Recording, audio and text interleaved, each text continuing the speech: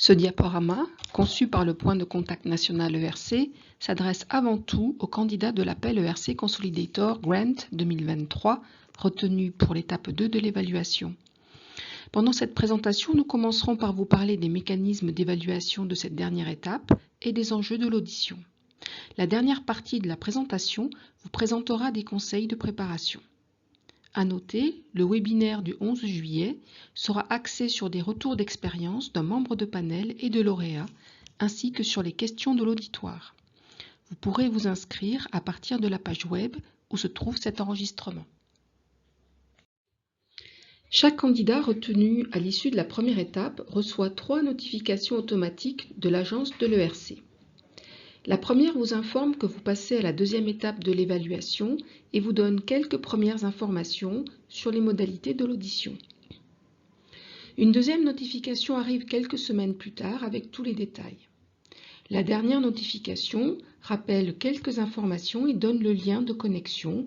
Elle arrive environ 1 semaine à 10 jours avant la date prévue de l'audition. Si vous anticipez des problèmes particuliers, vous pouvez interagir avec l'ERC par email ou par téléphone. Les rapports d'évaluation de la première étape ne sont jamais transmis à ce stade. Les notifications sont envoyées de manière échelonnée en fonction des domaines. De même, les auditions se dérouleront de manière échelonnée en fonction des domaines sur les mois de septembre et octobre. Pour commencer, un rappel sur le processus d'évaluation des appels ERC individuels et sur le moment où intervient l'audition. Pour un candidat qui a atteint ce stade, bravo, c'est qu'il a déjà passé avec succès la phase préalable de vérification d'éligibilité, qui n'est qu'administrative, mais surtout la première étape d'évaluation. La partie B1 de son dossier, c'est-à-dire à la fois le résumé en 5 pages de son projet, mais aussi les éléments du CV et du track record, ont donc été évalués positivement par les membres du panel chargés d'assurer la première phase de sélection. Au cours de la deuxième étape, c'est à nouveau devant le panel que se fera l'audition, et le panel disposera à ce stade de la totalité du projet scientifique, c'est-à-dire des parties B1 et B2, mais aussi des rapports d'évaluation établis par des experts extérieurs et par quelques membres du panel, lecteurs du projet. Comme à l'étape 1, le panel joue donc un rôle central dans la sélection et il est donc important de rappeler ici ce que recouvre cette notion. Lors de la soumission d'un projet ERC, le terme de panel fait le plus souvent référence aux 27 secteurs thématiques définis par l'ERC parmi l'ensemble des domaines scientifiques. En cours d'évaluation, il s'agit plutôt des 27 comités associés à ces domaines et chargés de la sélection des projets. Chacun de ces comités est constitué d'environ 16 à 18 membres, dont un président de panel, et tous sont des scientifiques. Chaque panel est reconduit tous les 2 ans, à hauteur des 2/3 environ, et la liste des membres est publiée une fois l'appel terminé.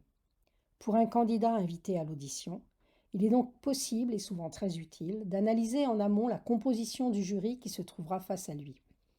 Un autre point important à avoir en tête est que chaque appel couvre une large variété thématique et donc un vaste domaine disciplinaire.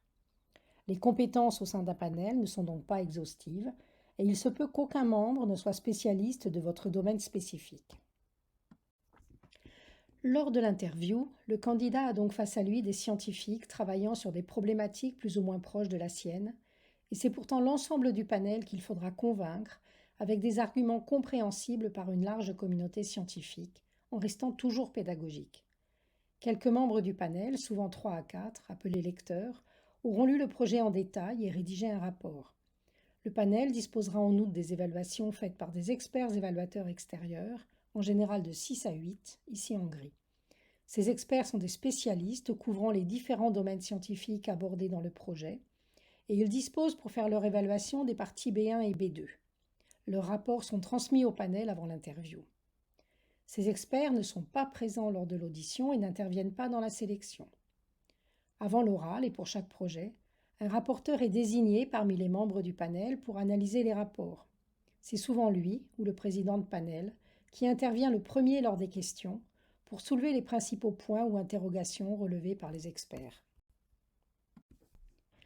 Un point important est que ces rapports sont établis de manière bien précise, connue à l'avance. Il s'agit en effet pour les évaluateurs de répondre à 3 grands types de questions qui figurent dans le programme de travail. Avant l'audition, il est donc vivement conseillé aux candidats de réexaminer attentivement les critères attendus et de relire le projet en détail en se mettant à la place des experts pour identifier les éventuelles faiblesses présentes notamment dans la partie B2, susceptibles d'être relevées dans les rapports et qui mériteraient donc une attention particulière dans la préparation aux réponses. Pour rappel, les premières catégories de critères ont trait à l'ambition du projet et à sa capacité à aller au-delà de l'état de l'art, à ses potentialités en termes d'avancée scientifique tout en maîtrisant le risque, et à la pertinence de la stratégie et des méthodologies envisagées.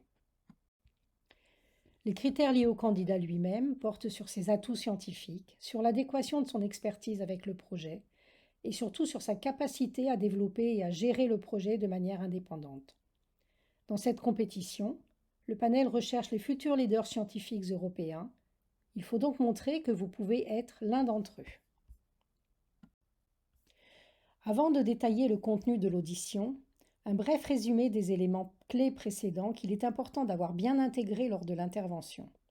Premièrement, le candidat a donc face à lui l'ensemble du panel, soit une grosse quinzaine de personnes, mais seuls quelques membres ont lu le projet en détail, d'où un besoin de grande clarté et de pédagogie. Il ne faut pas non plus se laisser déstabiliser par d'éventuelles questions très générales qui seraient posées par des membres de panel n'ayant pas lu le projet et intervenant sur la seule base de la présentation. Deuxièmement, le panel aura reçu en amont les rapports des experts extérieurs et les premières questions, souvent très précises d'un point de vue scientifique ou technique, seront probablement issues de ces rapports.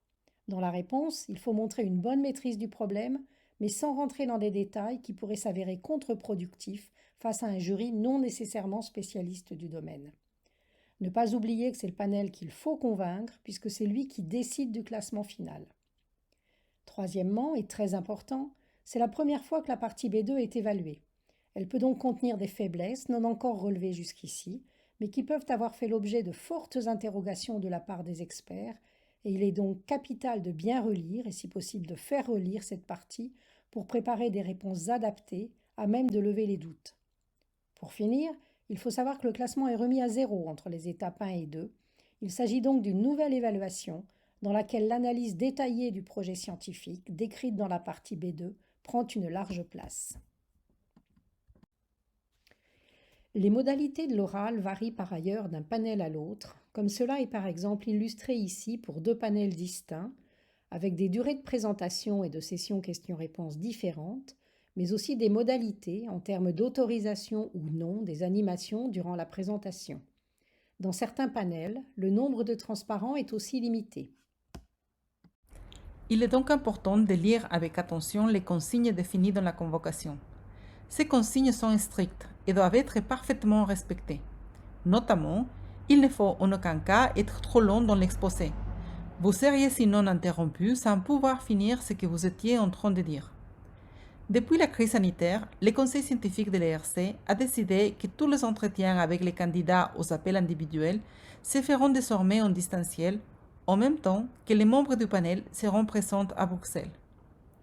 L'agence exécutive de l'ERC qui gère les auditions demande aux candidats de faire la présentation transparente depuis leur propre ordinateur.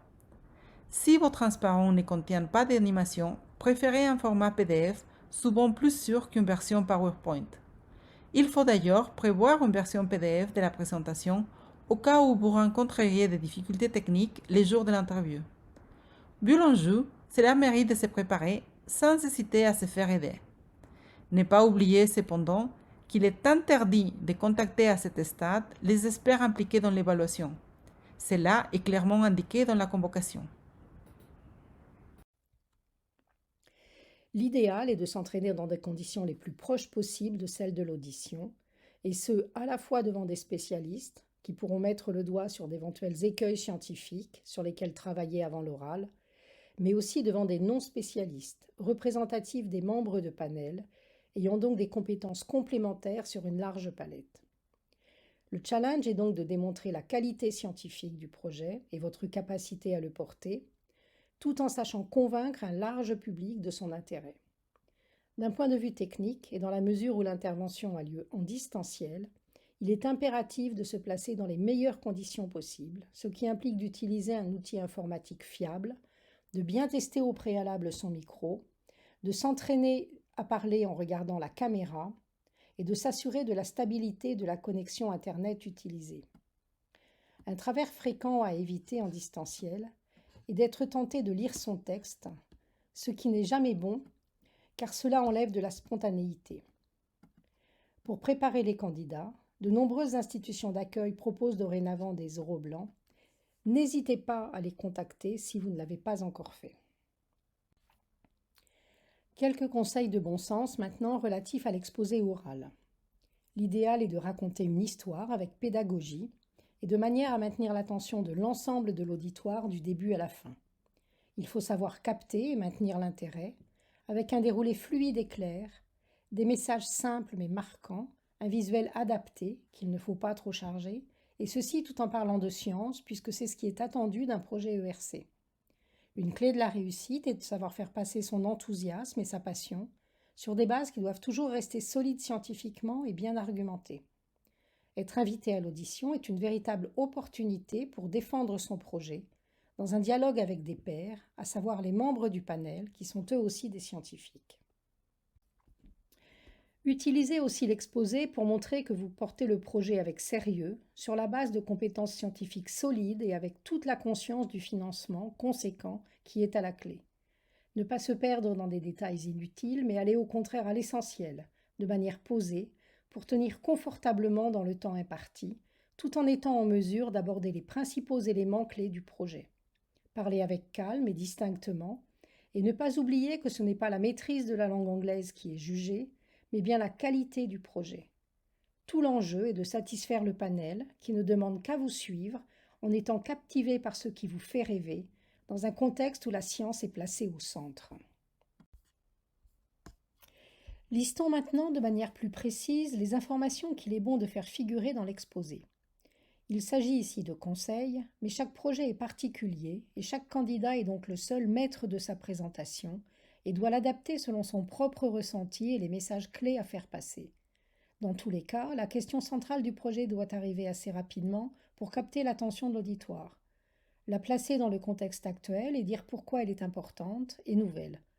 Introduire ensuite la stratégie envisagée et dire en quoi elle est particulièrement prometteuse en termes de rupture et d'avancée scientifique, ainsi qu'en retomber dans le domaine visé. Ne pas limiter son discours à la sphère française, mais bien se positionner à un niveau global, c'est-à-dire le plus souvent international. En tant que candidat, vous croyez à votre projet, il vous fait rêver. Faites donc en sorte de transmettre ce rêve aux membres du panel.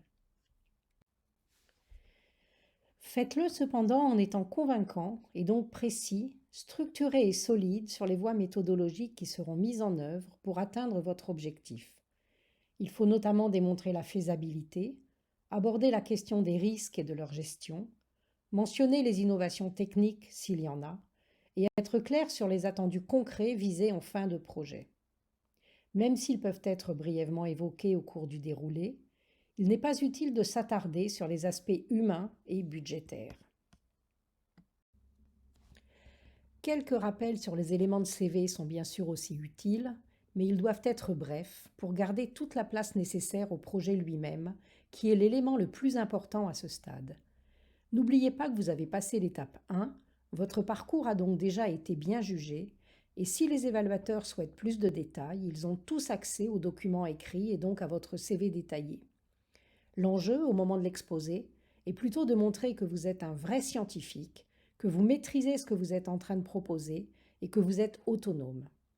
En d'autres termes, démontrer que ce projet est vraiment le vôtre et que vous avez toutes les compétences pour le mener à bien. Vient ensuite la phase de questions-réponses qu'il faut aborder comme une discussion entre scientifiques, c'est-à-dire entre vous, candidats, et les membres de panel. Gardez en tête que le panel, en vous ayant sélectionné pour l'étape 2, est a priori en votre faveur, intéressé par votre dossier, et il ne demande maintenant qu'à être convaincu par vos apports lors de cet échange.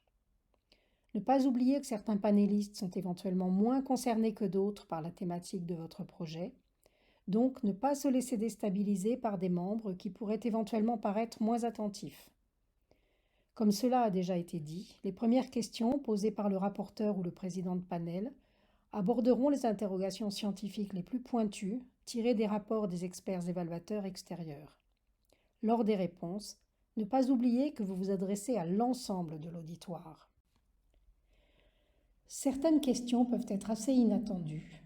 Restez toujours serein, en ayant bien en tête que vos interlocuteurs ne sont pas tous spécialistes de votre domaine ou qu'ils peuvent avoir mal compris une réponse précédente. Même si certains insistent, évitez toute agressivité, n'interprétez pas certaines réactions de manière erronée, vous pourriez vous tromper, et répondez avec honnêteté, comme un scientifique connaissant bien son domaine, mais ayant le droit d'être moins pointu sur d'autres aspects. À nouveau, abordez vraiment cette phase de l'audition non pas comme un tribunal, mais plutôt comme un véritable échange scientifique entre pairs. Pour finir, quelques conseils qui méritent d'être rappelés, même s'ils coulent de source, sur l'attitude à avoir au cours de cet entretien. Gardez un ton posé en restant toujours dans le dialogue, ne pas parler à toute vitesse et prendre le temps de respirer. Ceci laissera aussi du temps à votre auditoire pour vous comprendre. Regardez cet auditoire, ce qui en distanciel équivaut à regarder la caméra, en sachant que vos interlocuteurs seront eux aussi derrière un écran. Répondre par ailleurs sans précipitation et toujours à la question, en prenant si nécessaire les quelques secondes qu'il vous faut pour affiner la réponse. Reformulez la question si vous n'êtes pas sûr de l'avoir parfaitement comprise et faites répéter si besoin. Vos réponses doivent toujours être précises mais courtes. N'oubliez pas que le temps imparti passe lui-même très vite. Il s'agit donc de se placer dans une sorte de séance de type ping-pong, sans se noyer dans des détails trop longs qui perdraient l'auditoire. Il ne faut pas laisser les membres de panel avec des questions en suspens qui n'auraient pu être posées. Ce rythme nécessite de s'entraîner au préalable et il faut aussi bien sûr penser en amont aux nombreuses questions qui pourraient être posées pour préparer des réponses adéquates, tant scientifiques et techniques, sur des aspects pointus liés au positionnement et au contenu du projet, que plus généralistes, comme par exemple « Pourquoi une bourse ERC ? Qu'en attendez-vous ? Qu'y a-t-il de neuf ? Ou encore « Qui sont vos concurrents ? Qu'est-ce qui vous fait penser que vous ferez mieux qu'eux ?» L'oral permet au panel de mieux connaître le candidat et il est de ce fait extrêmement important. Il peut totalement modifier le classement envisagé par le panel à l'issue de l'étape 1. La façon dont se passe l'oral ne présage en rien du résultat final et tous les cas de figure peuvent exister, comme le montrent les témoignages passés, avec aussi bien des candidats sortis effondrés mais qui sont lauréats, ou à l'inverse des candidats très optimistes mais non couronnés de succès. Souvent, l'accès à un succès ERC se fait sur plusieurs années, et si vous en êtes déjà arrivé là, c'est un signal fort pour l'avenir. Avant de conclure, une donnée importante pour tous ceux qui passent l'audition, à savoir les taux de succès moyens aux différentes étapes des appels ERC Consolidator Grants. Le graphe reporte les évolutions des valeurs moyennes pour la France et pour l'Europe sur les 9 dernières années. En ayant atteint l'oral, vous faites partie du tiers des candidats retenus à l'étape 1, ici en gris. Dans cette nouvelle phase de l'évaluation, qui est l'étape 2, vous avez maintenant environ 40% de chances d'être lauréat, comme le montre la courbe bleue. Enfin, ces deux taux successifs aboutissent au taux de succès moyen global, ici en vert, en moyenne de l'ordre de 13% ces dernières années pour ce type d'appel. Pour conclure, si vous vous posez encore des questions ou avez besoin d'informations additionnelles, n'hésitez pas à consulter notre site internet ou à nous contacter directement pour demander un entretien individuel. Nous, le point de contact national ERC, nous sommes là pour vous aider.